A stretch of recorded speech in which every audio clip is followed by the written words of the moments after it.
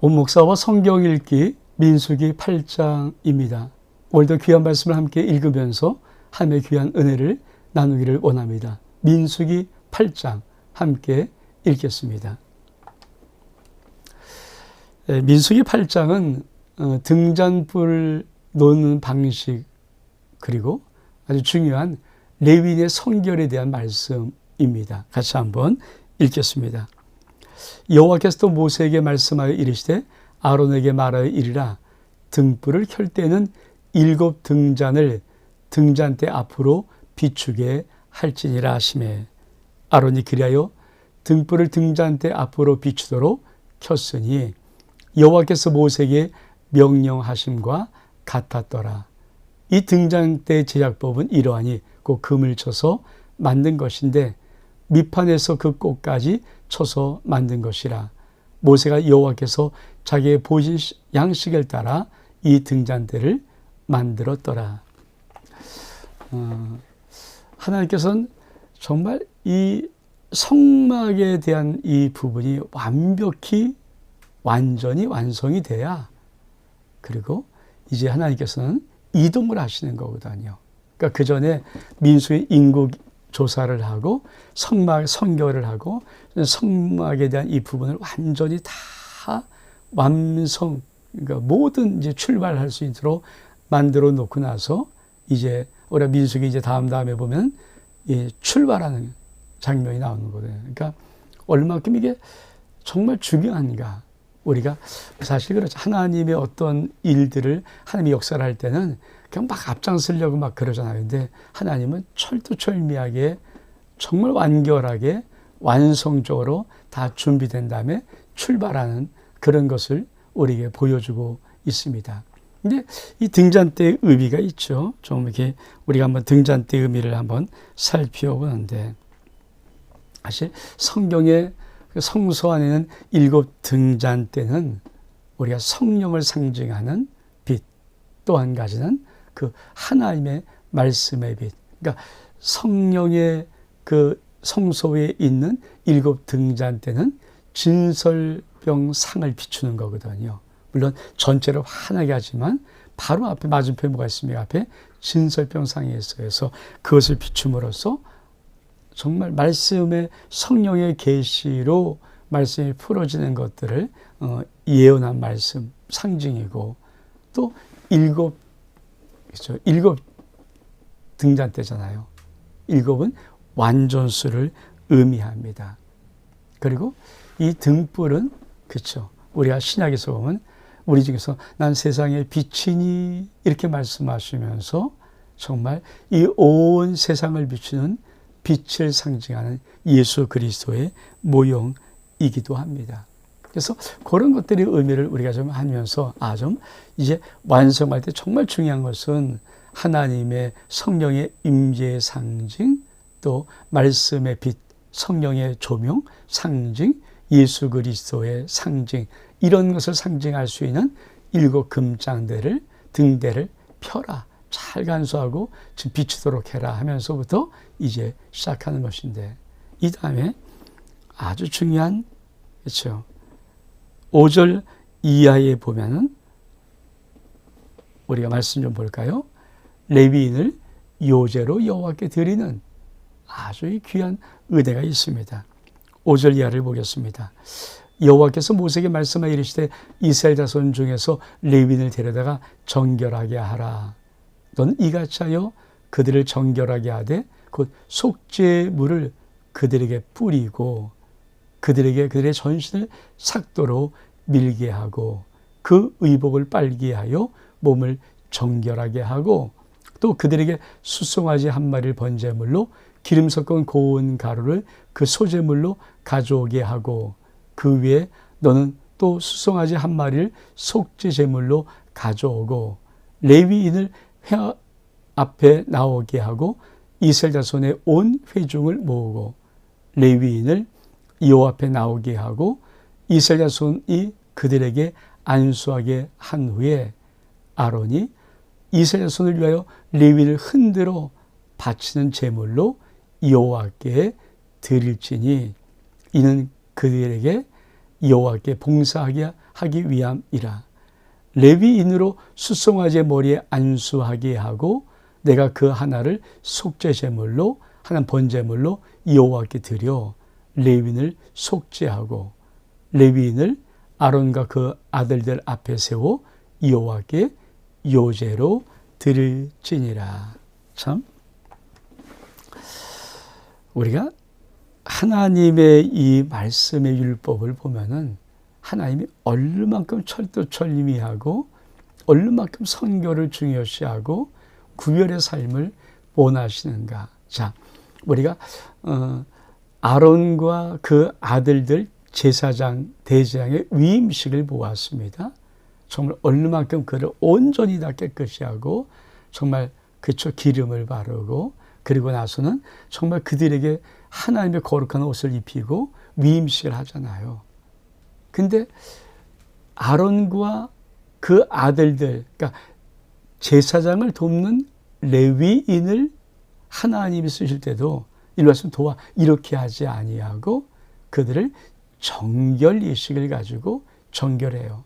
뿐만 아니라 레위인을 하나님 앞에 요제로 드립니다. 우리 다시 한번 전체 한번 말씀 볼까요?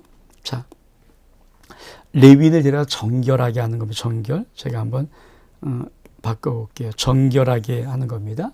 정결하는데 뭡니까? 자, 물을 뿌리고 속죄물, 삭도로 밀고 의복을 빨고 몸을 정결하게 한 다음에 숫송아지 한 마리, 기름 섞은 고운 가루 소제물 하나, 숫송아지 하면 속죄제물로, 번제물로, 소제물로 드리고 그리고는 레위인을 회막 문 앞에 모으고 이래서 온 회중에 모으고 레위인을 여호와 앞에 나오게 하여 이스라엘 자손이 그들에게 안수하게 한 다음에 아론이 이스라엘 자손을 위하여 레위인을 흔들어 바치는 제물로 여호와 앞에 드려라.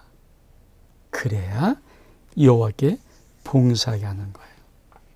그러니까 레위인을 요제로 드리는 거예요. 흔들어 바치는 요제. 그러니까 상징적인 거겠죠. 레위 전체를 뭐 흔들 수 없으니까. 그러니까 그런 상징을 가지고 하나님 앞에 제사를 제물로 드리면서 레위인은 이스라엘 자손을 대표해서 바쳐진 하나님께 봉사하는 자다. 사실 이 레위인의 성결이 왜 중요하냐면 많은 신학자들은 이 레위인의 성결이 오늘 신약교회의 직분자라고 말씀을 해요. 직분자다 이게.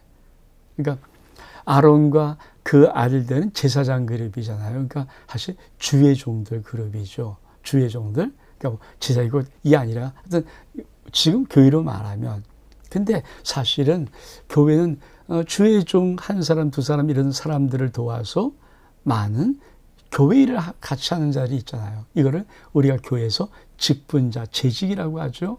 그 재직들이 바로 레위인을 성결케 하는 것이 이 재직을 하나님 앞에 봉사하게, 교회 봉사하게 하는 성결 의식과 같다라고 많은 신학자들은 이야기를 합니다. 참 중요한 거죠.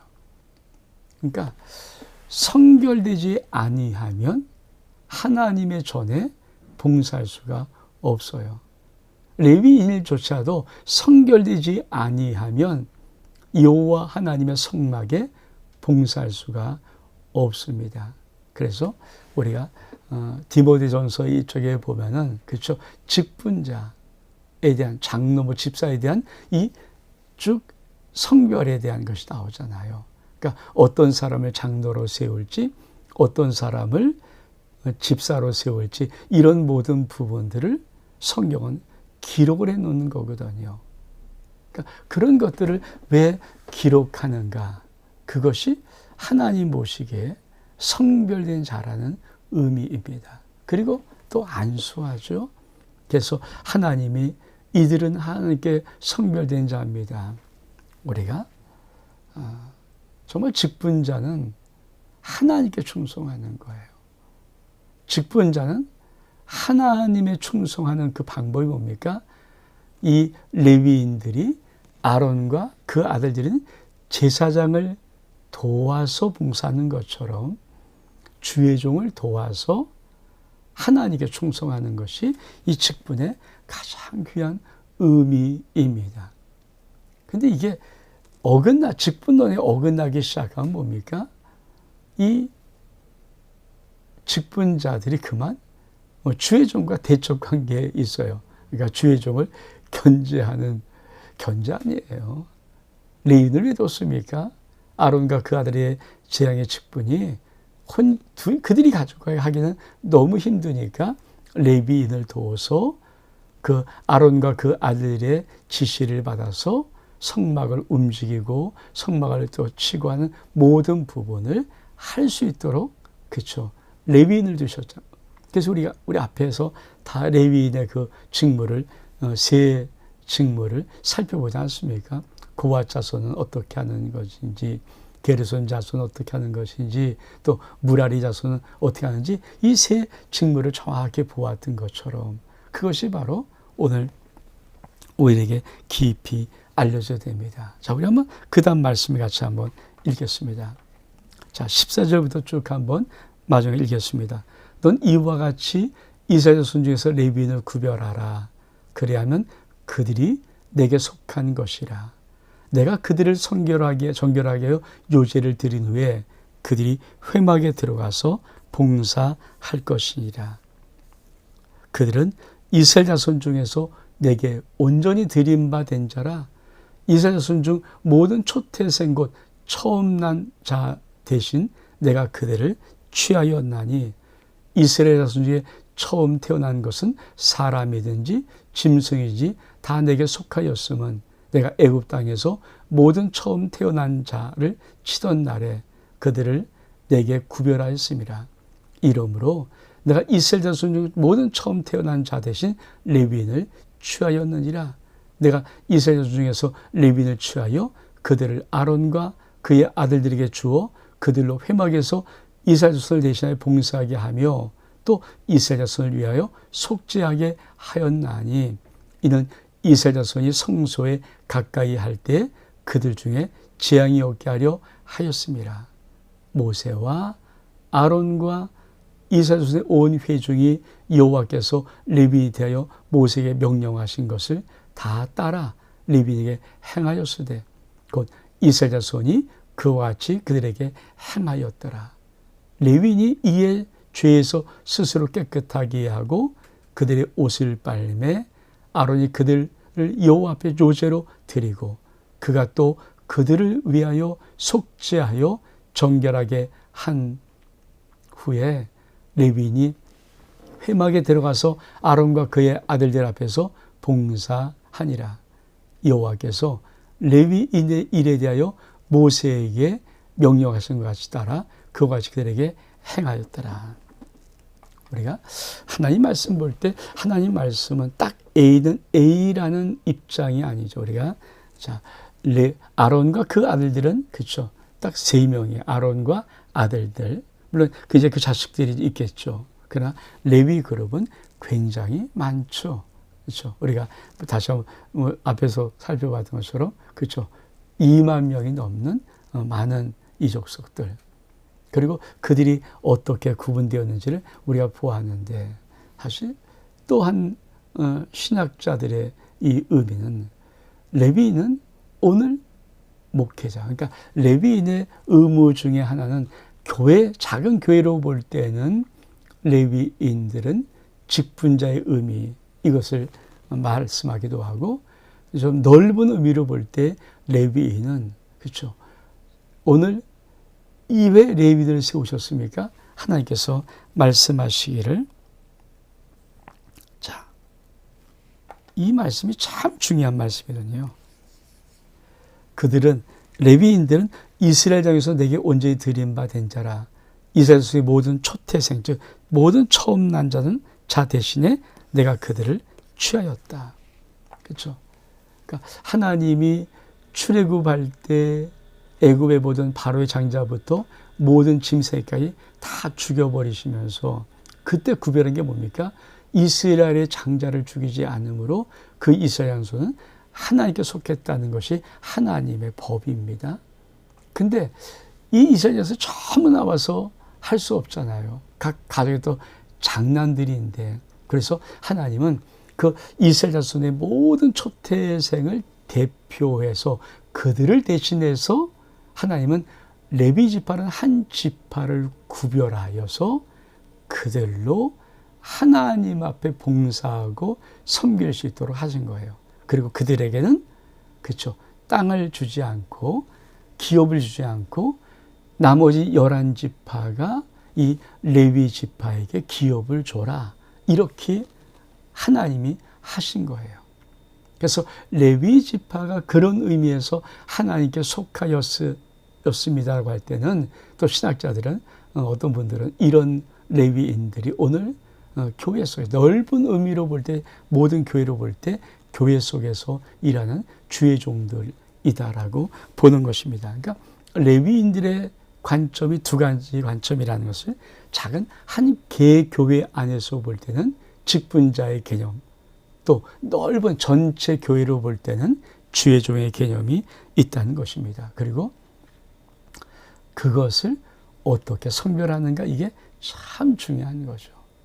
여러분, 우리가 주의 종도 그렇고 직분자도 그렇고 사실 그들의 행동은 곧 하나님을 더럽히는 거잖아요. 가끔 민망하리만큼 주의 종들의 범죄들이나 또 직분자들의 범죄들이 나올 때마다 참 하나님의 얼굴이 떳떳하신 거거든요. 그러니까 그들에게 성결의 의식이 얼마나 중요한지 우리가 한번 좀, 주님은 도대체 직분자들을 어떻게 성결하기를 바라실까, 우리가 한번 사도 바울이 말했던 말씀을 좀 제가 읽어보겠습니다.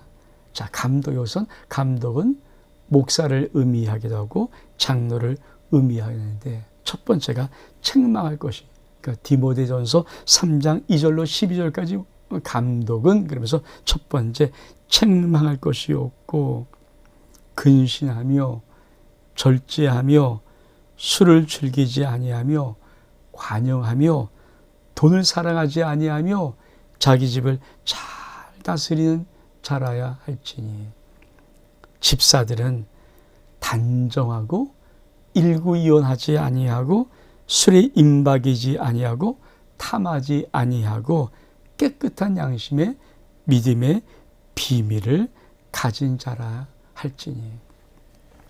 정말 우리 하나님께서 이게 직분자들의 하나님이 세우고 싶은 기준이거든요. 그러니까 구약은 이걸 성결의 예식을 통해서 보는 눈앞에서 정말 옷을 빨고 온 전신에 삭도를 내어서 다 털을 밀고, 그리고 목욕제게 시킨 다음에, 그리고 하나님 앞에 속죄제물, 번제제물, 소제물을 드려서 그 제를 드리고, 그리고 이 아론이 그 이스라엘 앞에서 이 레위인을 요제로 흔들어서 하나님 앞에 드려서 봉사하게 하는 것이거든요. 그러니까 정말 우리가 얼만큼 하나님이 성결을, 정말 이 정결, 이거를 원하는지 정말 우리가 다시 한번 기억해 봐야 합니다. 그래서 어떻든 성경에서 말씀하는 귀한 의미, 우리가 정말, 그래서 교회를 마지막 때는 영광스러운 교회 만드는 것, 거룩한 교회 만드는 것 정말 중요하고요. 주의 종이나 귀한 재직들은 정말 마지막 때 성결의 삶을 사는 것이 정말 중요합니다. 이건 어느 것보다 중요하죠. 일을 아무리 많이 한 것보다 더 중요한 것은 성결의 삶입니다. 이제 마지막 단락을 볼까요?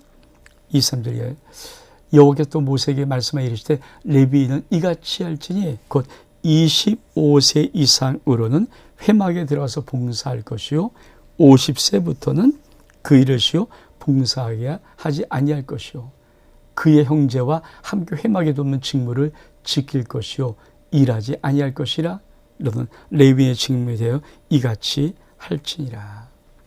우리가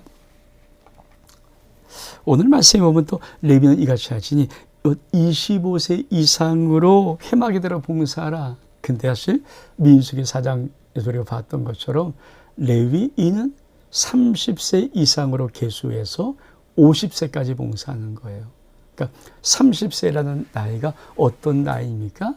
인간이 좀 인격적으로 성숙되어지고 어느 정도 성숙한 미가 있는, 다시 말하면 좀 어느 정도 갖추어진, 좀 잘 훈련받은 그런 정도의 성숙한 사람들이 주의 전에 봉사하는 것이다라는 기준 세우는데, 여기 보면 뭐라 그래요?